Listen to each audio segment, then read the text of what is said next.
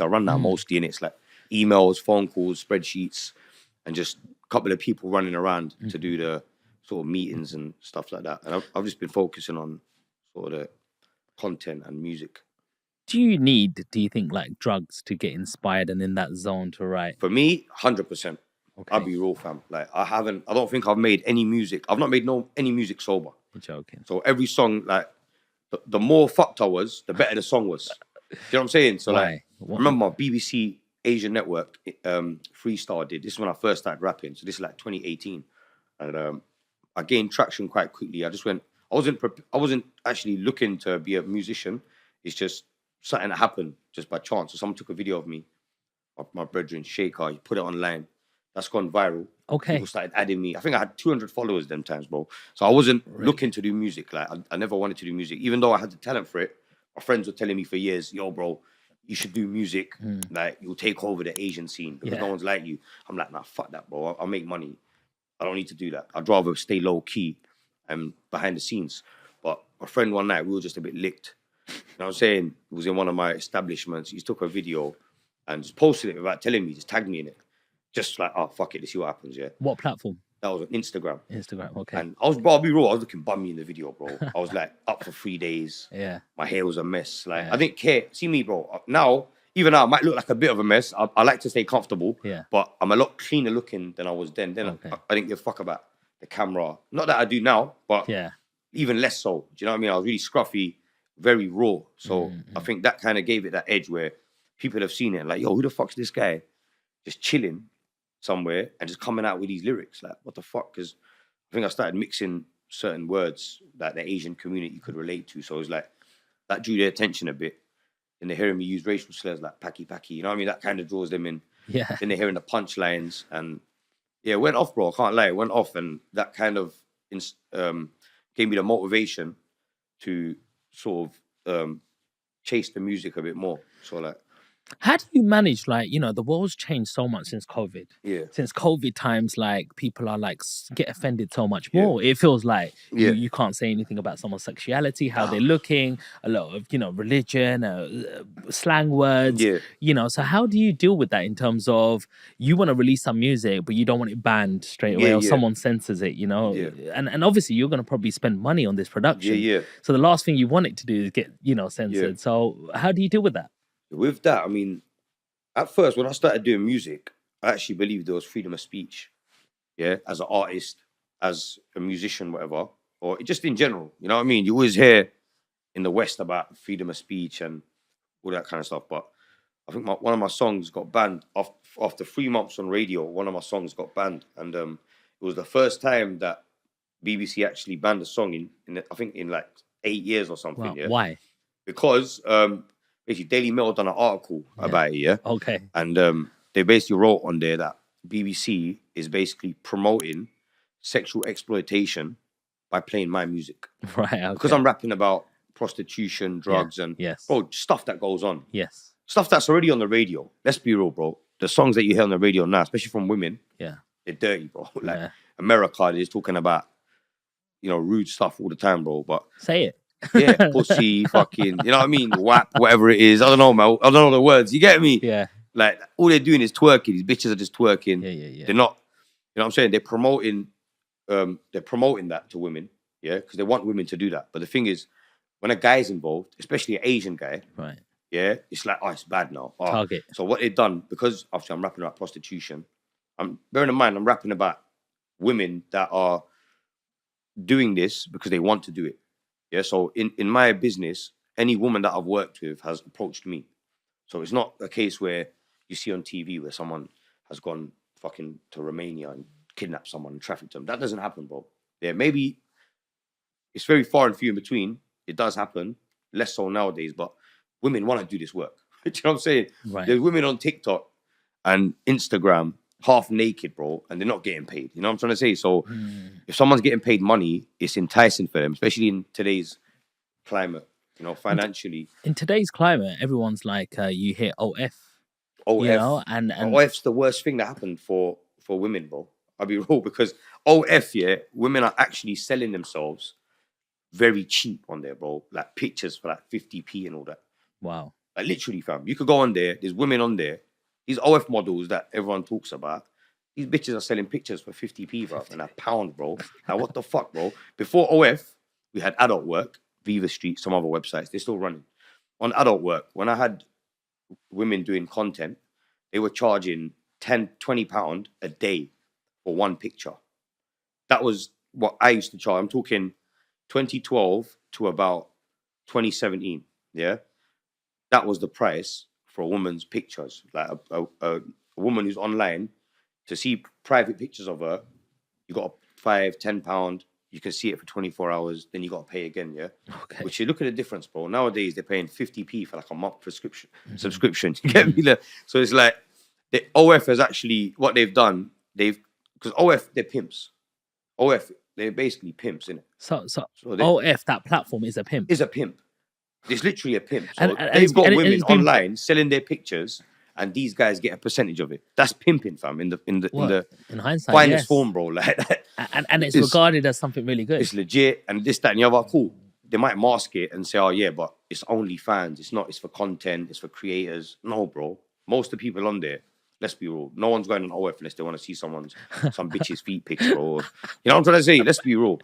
And OF, what they've done, they've kind of monetized off what I was doing. So they've kind of encroached up on my business. Has it affected your business? It has, to an extent where a lot of women now, fam, yeah, they feel like they can do this on their own. Yeah. So a woman feels like, I don't need a man. I can do it on my own. And I'll be real, I don't give a fuck if it's controversial or not. Women need men. Yeah. A woman needs a man. Same way a man needs a woman. A woman needs a man. Yeah. Yeah. Let's be real. Women can do mostly, for the most part, apart from some anomalies, yeah, genetic anomalies. Yeah. Most women are suited to do roles, and men are suited to do certain roles, innit? Men are the hunters. Women stay at home and look after the kids. Do you know what I mean? That's the essence of life. Anything else, cool. You know, we can all cut our hair. We can all, you know what I'm saying, do this, that, and the other. And So you're saying we can all be a certain way. Haven't got anything against anyone's sexuality or whatever you want to do. I support you. Yeah, if you feel like, if you're a woman and you feel like you're a man, I support you. Yeah, no one can tell you otherwise. But in reality, there is women things and men things. Yeah, let's not get it confused. So a woman, I'll be real, fam. A woman has not got the same drive, mostly, but it might be some. Yeah. Most women have not got the same determination and ambition as a man. They haven't. Yeah, I promise you, bro. And I've dealt with thousands of women in all types of businesses, from property to escorting, and to crackheads to corporate companies. Yeah, I've worked for corporate companies. I've advised corporate companies. Yeah, so I've been around all types of people. Yeah, and unfortunately, it's just the way it is. Yeah, men. That's why most CEOs are going to be men in it. So what about this gender pay gap and stuff? What do you feel? Do you think men should be paid more? Yeah, men should definitely be paid more. Okay. 100%. That's why anyone that's worked with me knows I get paid more. But what if a woman's saying, I'm getting the same results as the other guys, why am I not being paid as much? All right, on performance then. Base it on performance. Yeah? So basically... Women aren't going to be as strong as men. So like, for example, women in the escort industry, the reason why I say a man is required, yeah? Right, if you're a woman working, you are more at risk. If you're working alone and you're alone with a strange man, you are at risk. Unless you got a man watching your back, or even a woman, maybe, yeah, it's better than no one. But what can you do if you're with somebody, obviously doing this act? Yeah, your phone's not going to be right next to you, right? Is it? Yeah, and she's getting tumped up. Yeah, boom. You're thinking, well, it's an hour. It's still not an hour yet. Yeah. And he's left before the hour. Then what could you have done? I've got a perfect scenario that I was involved in that will answer your question. Yeah. Now there was a girl. This was in Canary Wharf. I had this thing from Scotland working. Yeah. She was making dough. She was a grinder. She was like man then. Was it because she had the mindset of a man? Was it because of the accent? No, bro, I'll be real. She was probably the deadest thing I had working for me. Oh shit. Yeah. Like literally, fam. But her work ethic and her ambition, she was like a guy. Okay. Yeah, she 24 hours out there. Drugs, clients here, Hackney, Leighton, out calls, in calls. She was working 24 hours, 2-3 weeks, to the point where her thing's blowing because she's there. Some girl might come for half a day, make £500. Oh, that's enough to buy my handbag. I'm gone. Yeah. Do you know what I'm trying to say, fam? Her, grinding, yeah. So that's a little background of her. So she's a grinder. She knows what she's doing. She can handle herself as well, yeah. She'll probably beat me up. You know what I'm gonna say? She could handle herself. Now check this.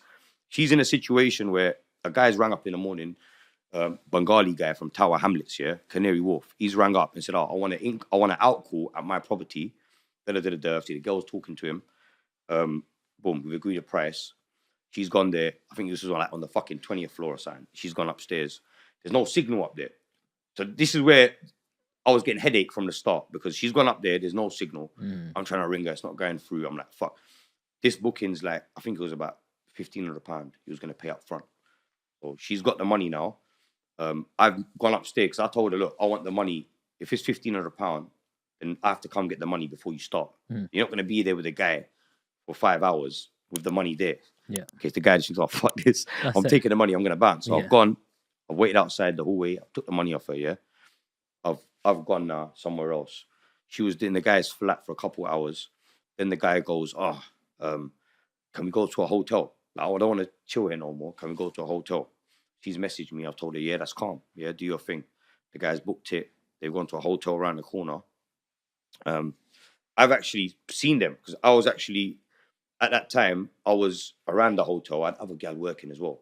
So I was coming out of there and I've seen them park up and walk past me into the hotel. So I saw the guy. He was a bit taller than her. You get me? He's quite bigger. He's bigger than me as well. And the girl, they're walking in. She's obviously winked at me, whatever. I don't think the guy noticed it was me. But they've walked in, yeah. Gone into their room now. Cool. I'm thinking the girl's got 6-7 hours left, however long it is. I'm just going to go and do my thing. I've gone now. Now, see me, I need to have communication. So let's say, and up until now, I never had a problem like this. What I'm going to tell you, this is the first time it's happened. I've left there. I'm communicating with her. All of a sudden, I'm not getting no communication. Yeah? I'm messaging her. I'm not getting communication, fam. So this is alerted me a bit. Half an hour's gone by, no communication, yeah? That's made me go down there. I've gone outside, messaging her like, yo, are you taking a fucking piss? Yeah, because I think the guy's extended as well. I think the guy wanted to extend. So the time had actually run out at this point. She was meant to stay longer and whatever. Long story short, she's not answering the phone, fam. Yeah. Texting her, she's not answering the phone, bro. I'm thinking, all right, something's up. Yeah. Now I know she's in the room. I know exactly where she is, whatever. Boom, boom, boom, yeah. I've managed to go get a card for the room. Yeah, because I knew the woman on the reception. I've got a card for the room, bro, and burst in the room on a mad one. You get me? Like, yo, what the fuck? Yeah? Yeah. These times, she's sitting there like nothing's happening. The guy's acting like nothing's happening. And obviously, she's scared at this point, innit? Because I don't know what the guy's been saying to her, but she's glad that I'm there, but she's not really saying much. The guy's obviously got his shit and ended up dipping out, yeah? And I said to her, yo, what? Like, what happened? He didn't get intimidated by you or anything? He did. That's when, as soon as I've gone there, the guy's like, already, he's like, oh, shit. Do you understand, yeah? Okay. Getting his shit together. Okay. He's like, oh, I'm going to go. Yeah, but he was acting like a frail kind of guy. So I let him go. After he's gone, the girl has told me that the guy wasn't letting her use the phone. He was threatening her. He was smoking crack in the room and saying, oh, if you touch your phone, I'm going to bang you in the face. So imagine, fam, if I was not working with her, that scenario, how long would that guy have had her in that room, bro? And he was only sticking on her for half an hour because I found out straight away. You're not communicating with me. You're messaging me every hour. Yeah. Yeah. Like, that's my investment, bro. She's making me 2-3 grand a day.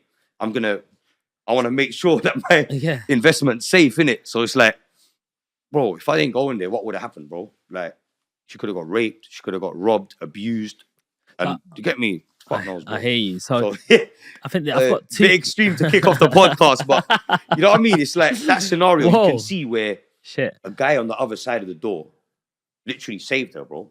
So in a way, you're like security. Man, yeah, man's Superman. You're bro. A doorman. Yeah, and the thing is, a lot of agents, badge. Basically, fam, I actually do a good deed for the community. Like, if you think about it that way. Okay, but on the flip side, I've got 2 questions here. Yeah. First of all, what's the split? If she's getting 1,500 and she's the main person, what's she paying for this security and these business deals being done? That's negotiable. Okay. So, and like everything, it's like every woman's got her expectations. Every agency, every guy's got his expectations. Yeah. Yeah. So with me, the minimum we're gonna take is 50%. Okay. That's if you're a good worker. Otherwise, we take 60%. So how do you negotiate? It's just all right. So typical example would be you said about the percentages, yeah. So right, a girl normally, how they would contact me would be online. So it'll be through the website. Yeah, they'll be searching on, like, say if you're a girl, you want to make some peas, you're online doing some research, you come across a website at the top that says, boom, whatever agency, English escorts, Asian escorts, work available. Is being an escort, is that legal? Yeah, as long as you pay tax. Then if you don't, then they'll fuck you over. But as long as you pay tax, all right, a woman can, selling sex is legal. But like, someone can say to someone else, right, I'm going to charge you £80 for whatever. That's not a crime. If it's between two people, it's legit. So it's legit. But how did this all start? Mad, bro. It's just randomly, you know. Right? A girl actually approached me and said, yo, let's make some money together. A couple of girls have done it. Actually, it wasn't one. Really? Two different occasions. Two different. In what sort of environment did the girl just ask you? One woman she was a bit of a crackhead. She was a bit of a nitty, yeah. She used to pick up. Long story short, she was a bit of a crackhead one where she probably wanted to make money for drugs. I came across her and we just started working because, you know, she obviously needs security. She knows she can't do it on her own. I had the drugs. She was like, I might as well work with this guy. And I was just feeding her drugs basically to work. So that was one scenario which lasted probably 2 weeks or maybe a month at tops, yeah. And it was an opportunity, yeah. And I kind of made some money and just left it. And then a few months later, someone that was actually renting a property from me and working there, she had a problem that obviously she couldn't deal with. Someone was coming there and basically robbing her, beating her up, you get me? And she needed someone to help her. The first person she turned to was the guy she's renting the flat off. But she shouted me, I've gone down there. I felt like I have to do something in it. Cool. She's on her own. She's renting this place off me. She pays more than the usual rent. I'm getting good rental yield. Yeah. She was paying me double rent, fam. You get me? Obviously, at that point, I wasn't involved in any business. I just know, right, the flat was £1,500 a week. That was the rent. Yeah, Queensway. It was a nice flat, 3-bedroom, nice apartment, like Bayswater, you know them sides, yeah? 15 bills a week, yeah? I was charging her like 2.5 a week or something like that. Wow. So it was a lot of money. She was probably making like two to 4 grand a day, minimum. Boy. Minimum, bro. Like before I met her. So obviously someone's come there a couple of times, roughed her up, took her money off her. She's independent, bear in mind, innit? She's a young girl, she's independent. The guy's come there, violated. She's, who's she going to call, bro? She's not going to tell her family that she was working as a prosy and someone beat her up. You know what I'm trying to say? She can't really, even if she had a boyfriend, she probably wouldn't tell him because she's trying to be low key with it. Not like nowadays, you got bitches on OnlyFans, you got their boyfriends bashing over their videos, you know what I mean? With other men. Like, the world's gone mad, bro, innit? Like, but it's some people, they don't want to be public with it. Yeah, they don't want their pictures on a website. So like, even on my website or on their own page, they might have pictures with their faces covered, or they, you know what I'm saying? Some people are low key, so she was a bit low key. So that was another scenario where she called me for help. I helped her, and then after that, we kind of started working together. She brought a couple other girls on board. And did this kind of go hand in hand? Because before this, which we'll probably go into a little bit as well, you was getting into drug selling, right? You was dealing and stuff. Drugs and prostitution, they are very closely related. And did you think that, hey, hang on, if I can rent this flat for 2.5 grand, that's 10 grand a month, I could rather try get more into this rather than being on the street and shotting and getting caught in a different way. That's exactly what it was for me. So when I found out that you could make money in that way, it was like, why am I risking? Because by then I've already been in prison 3-4 times for drugs, driving. Altogether, I've been to like probably 10 different jails. You get me, for different things over the years. I've probably done about I'm between 5 or 7 years in jail, like behind the door. Do you think the system failed you at all? I mean, I actually think the system's fair. Like the legal system, I think is quite fair. Like in this country, anyway. Okay. The judicial system, you can always judge a country on how they treat their prisoners and how their system is. And I think for the amount of trouble that I've been in, the things that I've done, I think the prison time that I've got is about fair. It's balanced. Do you know what I mean? I haven't got any long sentences that are like unjustifiable. Do you get me? You've gone to prison 8 to 10 times. Yeah. It's failed you in some way, shape or form. Yeah. I think society, I think in general, I think the rehabilitation side of it, every time I've gone to jail, in one way or the other, it has rehabilitated me. And I've seen I've seen friends that have spent longer than me in jail, that have maybe got 14 years, 28 years, 15 years, and they're doing half of it or 3/4 of it. And it's like, you see them, right, the first time they go jail, they might get slapped with like a fucking daddy stretcher. Let's say they get 15. They'll do fucking 7.5 years, come out, but they're going to get straight into it because they're still in that mindset when they first went in. Yeah, they're trying to make up for lost time. Do you get me? At this point, yeah. So they come out of jail after 6-7 years, they're back into shit. 2 years later, they're back in jail. That's the time they learn. You know, when they're back in jail, where they've been out, they've seen their children that are older, they've got a taste of legit life, they've been working, they've started making money, they've started doing illegal activity as well, a little bit, and got caught, landed them back inside. Then they're like, fuck, bruv, I'm older now. I'm like, I'm 30 now. Like, I'm in jail. Like, I can't go back now. Then they do a few more years. Then they come out. Then it's like, yo, now I'm not looking to make up for lost time. I'm looking for the future now. Because now I'm like halfway there now. I'm 35 years old. Have I even got 35 years? Do you know what I'm saying? So family's getting older. Or my mum's getting older. My dad's getting older. My kids are getting older. You know what I'm saying? So I think, not with everyone, but I've seen it with people that want to change, that have got some sort of light in them or some sort of faith in something. I've seen them change, bro. I'm talking like from people that beat off shots broad daylight, rob people, kidnap people, burn people with irons and take their toenails off. I'm talking about guys like that. Wow. To where they are now, where they're working legit jobs and they're active members, good members of society. I think without prison coming in between, I think, no, God knows, innit, what could have happened, innit? So even though I'm a criminal and I hate the fucking police, it's like you have to have a balance in life.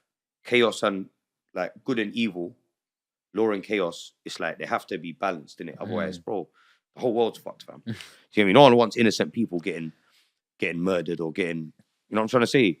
Like, so I think in some way, I think it's balanced, man. It's true. How did you get into drugs? Like, what was that first moment that started leading you into the underground? So the first time I done drugs, I'd say, I think I was 14. I smoked weed. Wow. And until then, obviously, in my family, no one's done drugs. I never saw drugs at home. So obviously I think my granddad smoked. Maybe one of my uncles smoked. Other than that, none of my family, my dad didn't smoke. My mum doesn't smoke or do drugs. My dad might have had, actually he's British Asian, so he might have had the odd drink, whatever. But even he's not a druggie or alcoholic. You know what I'm saying? So I didn't really see that at home.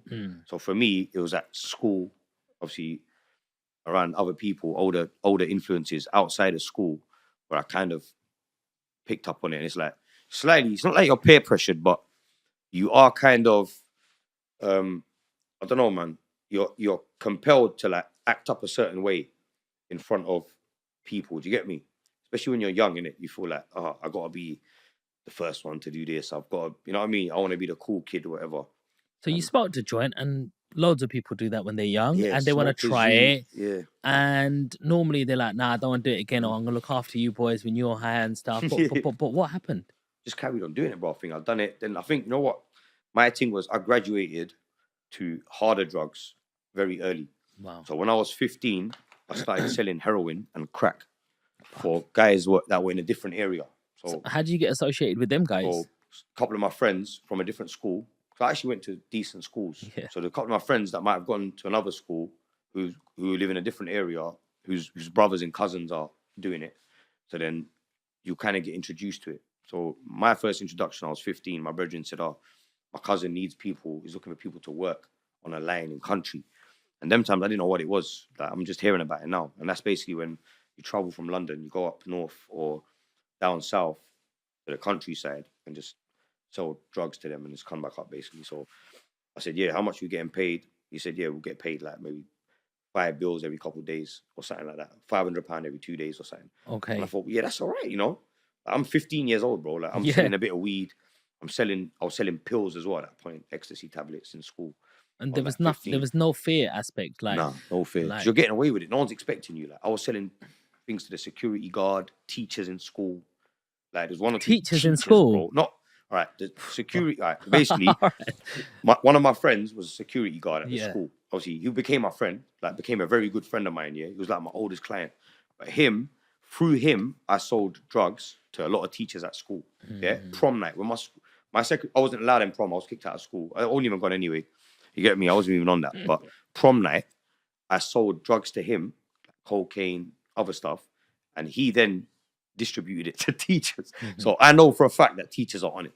Maybe not while they're No, the there teachers are the teaching. worst. Yeah, they're on Teachers it, bro. are the worst. Everyone's on it, bro. Like literally, fam. I remember that night. I think he bought about 7-8 grams off me of sniff. Yeah, Is that he a gave lot? it to one of my head of years. That was literally my head of year that used to give me detention. He used to fucking lecture me, bro. Yeah, him, man's fucking. I don't know, another teacher. I don't know, bare teachers, bro. Like fucked, bro. Like I'm thinking, yo, and that was when I was 16.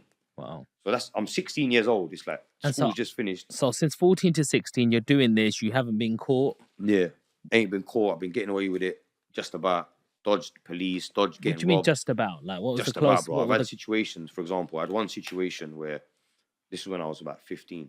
We was in Kent, and we're selling from this guy's house. Him and his girlfriend, yeah. And there was another house down the road, and the guy there was picking up a lot of crack off us. And I'm talking, bro. The guy was spending like $5,000 a day, just him, like buying. He used to literally come. I thought he was a Fed at first. I'm thinking, yo, this guy is a bit booky. Yeah, fuck it. Let's go and link him in it. Go and link him. A woman, he was at a yard of a woman who was, I think this woman had HIV or AIDS or something, yeah. She was like, looked like she was about to die. Like she was so skinny, old. Her son, funny enough, yeah, looked normal. She had a son who was like 3 years old, blonde hair, healthy baby, you know. Didn't look, you wouldn't even know that the mum was looking like that. Mum was literally about to die.